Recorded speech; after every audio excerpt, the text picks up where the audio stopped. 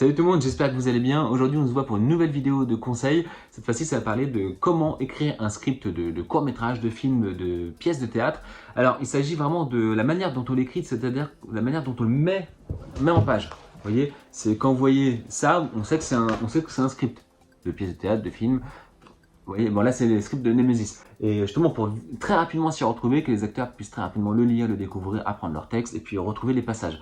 C'est ça dont on va parler aujourd'hui. Et si vous voulez des conseils par contre d'imagination ou de la manière d'écrire un roman, une pièce de théâtre, etc., je vous renvoie à d'autres vidéos que j'ai déjà faites sur ces thèmes-là. Alors le premier conseil que je donne tout simplement, c'est de se créer un fichier type Word que vous allez réutiliser à chaque fois pour chaque nouveau script que vous allez écrire. Et dedans, en fait, vous allez préenregistrer 5 styles. Un style qui s'appelle action, un style qui s'appelle dialogue, un style qui s'appelle parenthèse, moi là je l'appelais parenthèse, j'aurais pu l'appeler didascalie, c'est vrai, on en parle tout à l'heure. Un style qui s'appelle personnage et un dernier qui s'appelle séquence. Ça c'est le premier conseil que je vous donne, ça permet d'aller très vite, puisque du coup à chaque fois que vous allez réécrire un nouveau texte, hop, et ben, vous avez déjà la mise en page qui est faite, et il n'y a plus qu'à cliquer sur le bon style pour la bonne ligne. Donc moi, depuis que je fais ça, ça va beaucoup plus vite pour créer un style, de faire ça manuellement.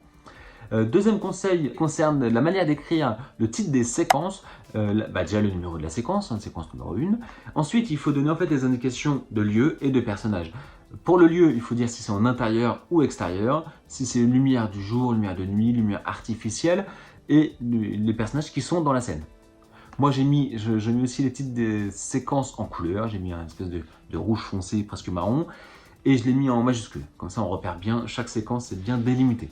Ensuite, le deuxième style concerne les actions, qui sont ici. Alors, les actions, on n'est pas dans un roman. Il n'y a pas besoin de rentrer dans les détails, de romancer, de mettre les pensées des personnages. Il faut vraiment mettre le strict minimum. Vraiment, qu'est-ce qui se passe? Il se passe ça, puis ça, puis ça, puis ça. Vous voyez, des mains de femmes qui se remplissent d'eau, qui coulent d'une fontaine, conversation prise en cours de route. Point. Il n'y a pas besoin d'en dire plus. C'est ok.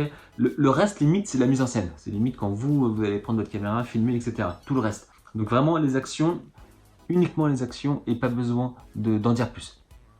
Ensuite, il y a le style qui concerne le nom des personnages.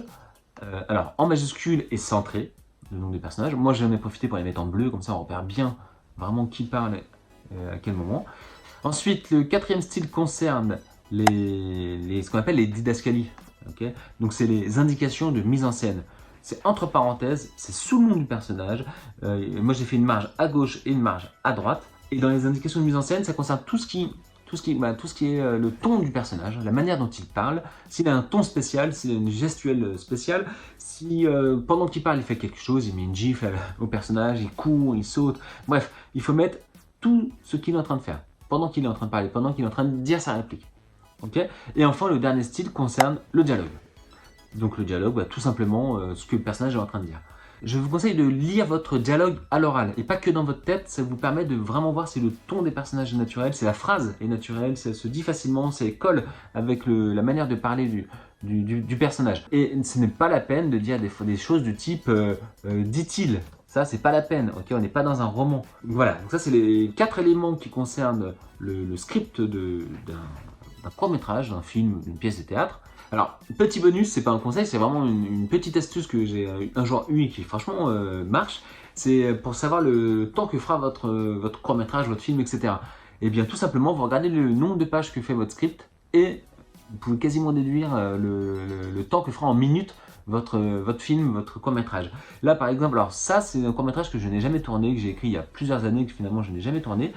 Ça faisait 8 pages, voilà, 8 pages, et ben si je l'avais tourné, le court-métrage aurait fait à peu près 8 minutes.